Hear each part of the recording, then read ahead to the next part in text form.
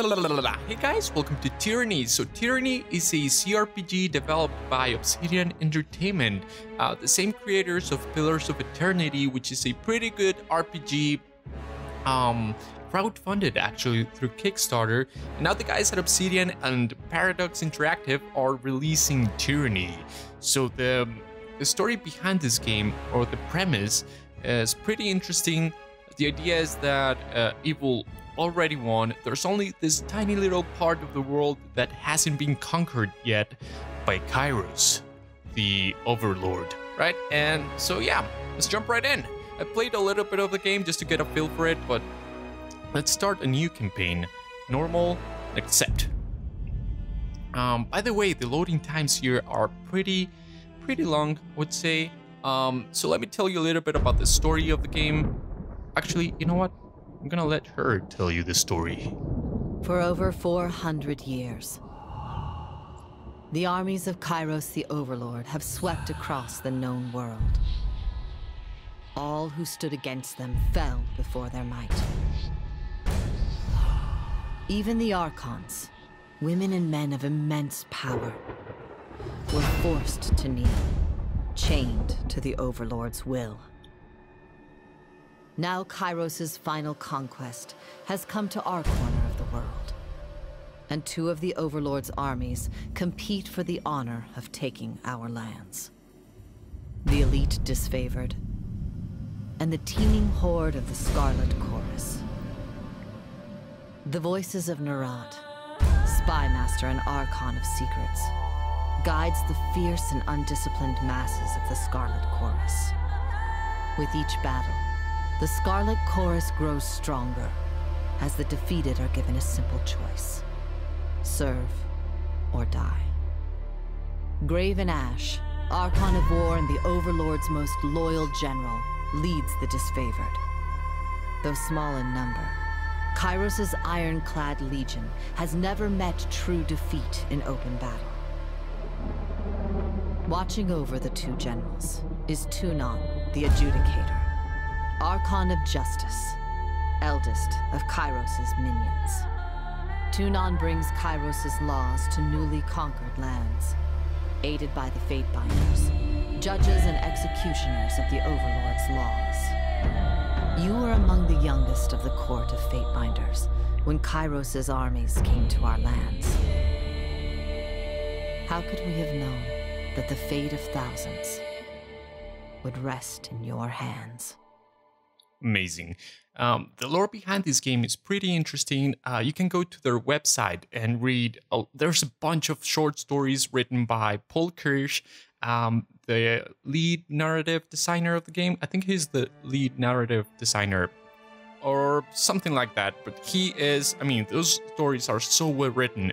It's amazing. Anyway, here we have the character creation. So I usually go with my same gender, but it's good to have two options here. I know there are some people who like to do some gender swap or type of stuff. I don't. I usually go with my own gender and my same body type. Well, not necessarily body type, but definitely skin color. I am really pale, pasty white. So yeah, in terms of character creation, you have a few options. This is just the general appearance of your character, but you can choose different presets here. Definitely not as detailed as some other RPGs, but it's good to have the option at least. For me, the character creator is definitely, I enjoy it sometimes, so it's a case-by-case basis. So for instance, when playing Mass Effect, I played as the default Shepherd. So Mark van der Loo, I think it's the name of the guy who did the modeling for the face of Shepherd. But for instance, in Dragon Age, I had my own Inquisitor. Yeah, so it's a case-by-case basis. This time, I think I'm gonna go with... actually, you know what? Let's go back for a second. Can I go back? Let's go with this body type, I think. I'm gonna go with this one, actually. Yeah. Even though I'm not as bulky as this guy, but whatever, it's fine. In terms of hair, I think I'm gonna play a mage. So a mage needs a good piece of hair. Piece of hair? What the crap? Anyway, black hair, that's good. And I believe the male sneaky, this should be Leon Kennedy. Let's hear that. On the lookout. Yeah. My wounds are slowing me down. I need Yeah, rest. that's definitely Leon Kennedy. On it. What's his name? Look here. Crap, I forgot. God dang it. I forget the name of the voice actor, but yeah, that's definitely Leon Kennedy. So, what story do I want? What's my backstory? So, how did I join Kyros' army? I'm gonna go with War Mage. There's a number of options here, and you can read the backstory over here. I'm gonna go with a War Mage. So basically, I was a very skillful mage, or I had like a natural tendency towards spells and things like that. So I was abducted when I was a kid, and yeah, later after much training, Tunun, the Adjudicator. So this is the Archon of Justice, who is basically the guy who's in charge of interpreting and enforcing Kyros' laws. So just imagine Kyros is like, we don't know what Kyros is. He's like some sort of like godlike figure. We're not sure if he's a god or not, but the thing is that he dropped like a bunch of rules into the world, and he was like, yo, here are the rules, guys. You gotta live by this. And some of the rules, I guess he was not a very good lawmaker, because some of those rules don't make much sense. Some of those rules contradict each other. So there's a whole mess there. And Tunun, the Archon of Justice, is the one who is in charge of interpreting those laws. And he actually created the Fate Banders, which is the organization that enforces those laws. And we are a Fate Bander. So yeah, this is Tunun. So he basically just recruited me once he saw that I was a pretty skillful mage. So yeah, let's click next. Here we have the primary expertise. So this is more of a gameplay type of stuff. I'm gonna go with Shock Spell. And so mages skilled in shock magic can frequently interrupt their enemies, preventing them from executing attacks. So the first option that we have here is Charged Fist, 24 seconds of cooldown, and yeah, it's a good like very basic spell. So let's go hit next, and we can actually choose a secondary expertise. I'm gonna go with Atrophy, which basically drains the skills out of your enemies. So yeah, and let's hit next. The banner. What kind of banner do we have? Ooh, this is a pretty good, it's a pretty interesting banner. Some backstory or lore of the game is that this world is called Terraria. It's not Terraria, it's Terratum, I think it's called. And this world actually has 2 moons, so that's why we have these 2 things. I think maybe that's why we have these 2 moon-like figures here. So we have 2 moons. One is called Interloper, and the other one I can't remember the name of. So yeah, I read a little bit of the story of the game. I read the short stories. Great stuff. I'm telling you guys, if you really like medieval dark fantasy stuff, you should really consider reading the short stories. You can find them for free at their website. I think there are 5 short stories. Songbird, Trial by Iron, the Archon's Voice. There's a whole lot of stuff there, so you can go there and check that out. For now, I'm gonna go with what kind of banner do I want? Let's go with, I'm a mage. Oh, look at this, we have rings here. Rings are the main currency of the game. Let's go with this one. I like that one, yep. And I like that color scheme, that's fine. Yep. Click next. Name, so I'm gonna be Hexapoop. That's me, Hexapoop. Right, attributes. Let's go with wits, I believe. That is, the wits attribute describes a character's mental acuity, their ability to observe their environment and pick up on clues and stuff. All right, that's good. And resolve, so let's go with wits. A little bit of resolve here, some some vitality just because I don't want to die right away. And let's go like that, something like this. Click next. Right, so what skills do I want? Let's go with control atrophy and a little bit of light. Actually, lighting first, right there. I do want some lore. I need the lore skill because it determines a character's ability to decipher information. So basically you get some extra options or special dialogue options if you have enough points on the lore skill.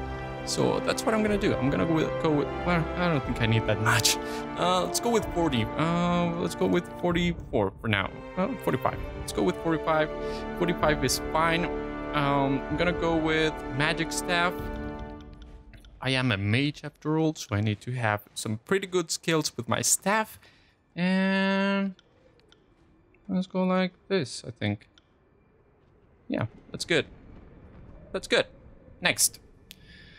Skills. So, here we have two options. We can go with quick start, which basically gives you two options here. You can go with,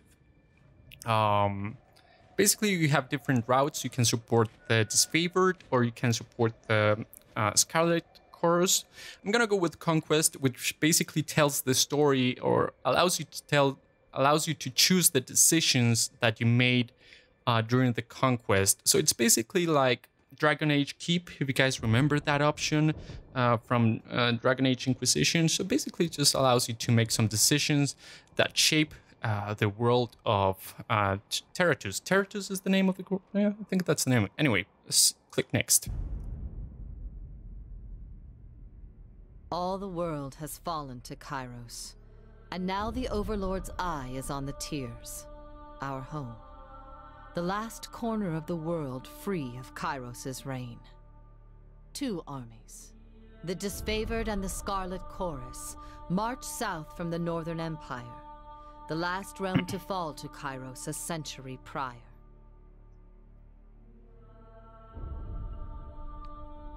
In the early days of 428, Kyros' armies arrive at the Gates of Judgment, the mountainous border that we Tearsmen so long believed unassailable. Unable to agree on a unified plan of defense, the various leaders of the Tears sit and wait for each other to deal with the conquerors. Until it's too late. Until it's too late. There are a couple of short stories that happen contemporary to this battle right here, so you should go read those because they are pretty interesting. Under new management and commission, I think are the names of the two short stories written by Paul Kirsch. Pretty good stuff. Good stuff, man. All right. So here we have the map. Conquest. During the Conquest, you will decide your character's actions during Kyros' invasion of the Tears. All right. 428. I don't know what TR means. So this is year 1 of the Conquest. This is the Bastard City, which is basically a city-state, or a state-city? City-state that is ruled by the wealthiest merchants in the land. The Bastard City stood on the northern border between Kyros' empire and the Tears. So up here, towards the north, we have the northern empires, which were already conquered by Kyros, and he's now marching south through the gates of Destiny, I think they're called, gates of fate, something like that, some gates, which is basically just a mountain range, and they are closing in on the Bastard City. So we have a number of options here. We can click next. We have two options here, and each option gives you two different paths. So one path supports basically the disfavored, the elite clan or the elite army of Kyros, and is it's under it's an army that is sworn to the Archon of War, Graven Ash. And then we have the Scarlet Chorus, which is basically like a wild horde. Imagine Dothraki, a Dothraki horde marching on the Bastard City. And this army, if you can call it an army, Its leader is the Voices of Nerat, the Archon of Secrets, so a spy master, basically, a spy master. All right, so we have two options here. We can infiltrate the tiers, or we can just storm the gates. I'm gonna go with infiltrate the tiers. History would remember the gates. Oh, it's called the Gates of Judgment. Okay, that was my bad. The Gates of Fate. Come on. What a noob. What a noob. As the first battle of the Conquest, but the real combat unfolded with advanced units of both armies preparing for the coming war, the Disfavored and the Scarlet Chorus. So I'm gonna go with the Disfavored side. You lend your skills to the elite Disfavored scouts to capture a border garrison. Gravenash insisted that an early victory in the offensive would boost the morale of his troops. All right, I'm gonna go with this one. Click next. The Oath-bound scouts identified a modest border defense and collaborated on an organized attack that would leave the enemy uncoordinated and cut off from aid.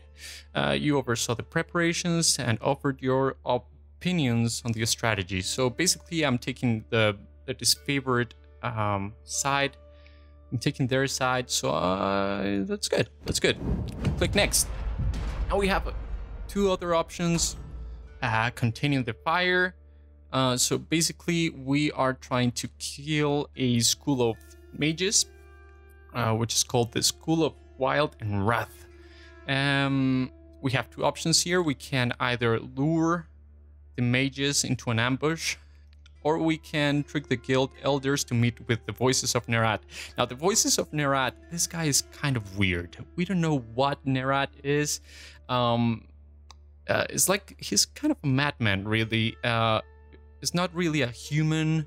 We don't know what he is. He refers to himself in plural, so it's kind of weird. Could be, we don't know what Nerat is. It could be a place, it could be a name of a person, we don't know. The thing is that he is also like a torturer, so he's pretty cruel. So I think I'm gonna go with this one, maybe. Oh, we have other options here. We can't like hire an inside agent, so we can basically bribe a commander, I think, captain of the guard, to sell some military secrets to the Disfavored, or we can bribe a smuggler who can basically sneak some agents of the Scarlet Chorus behind the city walls. I'm gonna go with the wall with containing fire. I'm gonna support the Disfavored army again, just because I like that. So the decisions here are not so much whether you're good or bad. It's more like, okay, what kind of bad guy do I want to be? Do I want to be like a lawful evil? Do I want to be neutral evil? Do I want to be chaotic evil? If you're supporting Nerat, you're kind of chaotic evil, basically. If you're supporting the Disfavored, you're kind of lawful evil. You're not cruel, you're not unnecessarily cruel. You basically have some honor in some sort, and I'm gonna do that. I'm gonna support the Disfavored. Click next. So the betrayal of the Bastard City. Your tactics of infiltration placed you in the Bastard City ahead of the main armies. Your work softened the city defenses for the arrival of Kyros' forces, but you wanted a decisive gesture that would give your allies a meaningful advantage. So how did you assist in the fall of the Bastard City? This is Junon, the Adjudicator. He reminds me of Mon from what's the name of that series? The Legend of Korra. Yeah, he reminds me of Amon. So we have three options here. Each option takes you down a different path. You can support, basically this is in support of the Disfavored. This is for the Scarlet Chorus, and this is for a third Archon called Bleden something. The Archon of Shadows. So basically you can keep to the shadows and you eliminate the leader of the Bastard City one by one. The leaders of the Bastard City one by one. So we have the three options here. I'm gonna go, and you get some abilities here depending on which one you choose. I'm gonna go with the Disfavored again. You challenged the commander of the Bastard City's defenses to an honorable fight to the death. The disfavored wished to spare soldier lives for the battles ahead and civilian lives for occupation. All right. Look at that. Nice. All right, so here we have two options. We can go to Apex. Apex is basically a city that is in the middle of the tiers. And this city is in a valley called Andrian Valley, something like that. So basically we can go to the Vanguard and attack Apex, or we can take a different path and go to the Thyans Crossing, because here there's like a iron vein that is very important, like an iron deposit. It's a very important war asset, so we can go to the Thyans Crossing, or we can go to the Apex. I'm gonna go with Apex. I think I want to be part of the Vanguard. So the troops of the mountain realm of Apex stood idle in the safety of their valley, biding their time as their neighbors in the Bastard City and the Bastard Tier fell. The Bastard Tier is this land right here that is around the Bastard City. So I'm gonna go with Apex. Confirm.